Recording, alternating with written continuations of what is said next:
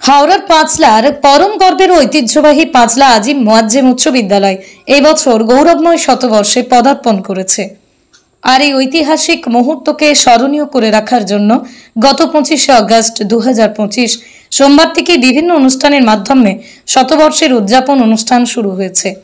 আর 28শে August অনুষ্ঠানের চতুর্থ দিন অনুষ্ঠিত হয় আন্তঃবিদ্যালয় অঙ্কন প্রতিযোগিতা, তারপর পরিবেশিত হয় একাঙ্ক নাটক অসময়, পাশাপাশি এদিনই অনুষ্ঠিত হয় সঙ্গীতানুষ্ঠান মানব জমিন।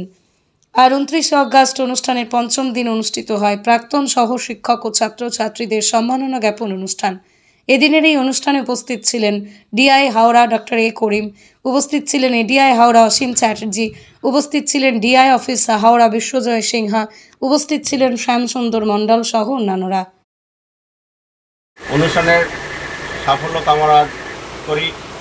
এই অনুষ্ঠানে যিনি অক্লান্ত পরিশ্রম করে অনুষ্ঠানটাকে সাজিয়েছেন বিদ্যালয়ের ভারপ্রাপ্ত প্রধান শিক্ষক এস.এম. শামসুদ্দিন সাহেব, ওনার সহকর্মী পাঁচলা স্কুলের সহ শিক্ষক রবেন পাত্র মহাশয় এবং সর্বোপরি স্কুলের সমস্ত শিক্ষক শিক্ষিকাবৃন্দ, ওনারা সুন্দরভাবে একটা প্রোগ্রাম সাজিয়ে দিনের পর দিন ওনারা রিহার্সালের মাধ্যমে যে অনুষ্ঠানটা তৈরি করেছেন, আশা করি ওনাদের প্রচেষ্টা এবং সকল ছাত্রছাত্রীদের সহযোগিতায় অনুষ্ঠানটা সুন্দর এবং সাফল্যমণ্ডিত হবে এই আশা রাখি।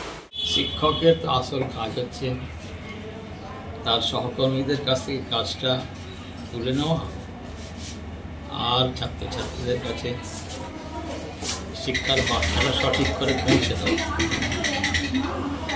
শিক্ষা এমন একটা কাজ যেটাকে আরবি ভাষায় এলেম বলা হয়। মানে একটা কথা বা হাদিসের মধ্যে আসছে কম বেশি আল এলম নূরুন। এলেম হচ্ছে জ্ঞান, হচ্ছে শিক্ষা হচ্ছে জ্যোতি। যেমন এক জায়গায় সাপও আছে লাঠিও আছে, যদি জ্যোতি না থাকে তাহলে কি হবে? দুশ্মনটা সাপটাকে ধরে ফেলবে, লাঠিটা ধরতে পারবে না। এই জন্য এইটাই হচ্ছে আগামী প্রজন্মের কাছে আমাদের বার্তা। সমাজকে আগিয়ে নিয়ে যেতে গেলে উভয়কে উজাড় করতে হবে, শিক্ষককেও করতে হবে, ছাত্রছাত্রীকেও করতে হবে। পাঁচলা আজিম মোয়াজ্জেম হাই স্কুল সত্যিই আমার একটা প্রথম কর্মস্থল, যেহেতু শুধু সেই জন্য নয়, যখন বিদ্যালয়ে প্রথম আসি আর কি, একটা কথা অনেকের শুনেছিলাম যে সেটা হচ্ছে এদের দিয়ে কিছু হবে না, যারা আছে এদের দিয়ে কিছু হবে না। তবে আমার যারা সন্তান সন্ততি এখানে যাদেরকে দীর্ঘদিন 10 বছর ধরে আমি লালন পালন করেছি, তারা কিন্তু আমার কাছে বাকিদের ধারণাটা ভেঙে দিয়েছে। কারণ এই যাদেরকে বলা হয় যে হবে না, এই ছেলেমেয়েগুলোই রাজ্য স্তরে গিয়ে পুরস্কার ছিনিয়ে নিয়ে বিভিন্ন এলাকাবাসী তথা অভিভাবকদের কি বলবেন আপনি? না, সবাই তো বাহবা দিচ্ছে আর কি, যে 100 বছর এখানে হওয়ার জন্য সবাই বাহবা দিচ্ছে, ধন্যবাদ দিচ্ছে। সত্যি আমরা নিজেরাও গর্ববোধ করছি যে এই 100 বছর আমরা সামিল হতে পেরি।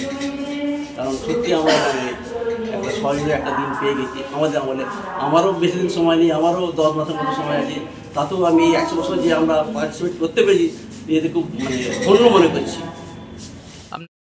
ব্যুরো রিপোর্ট, আমার কলম।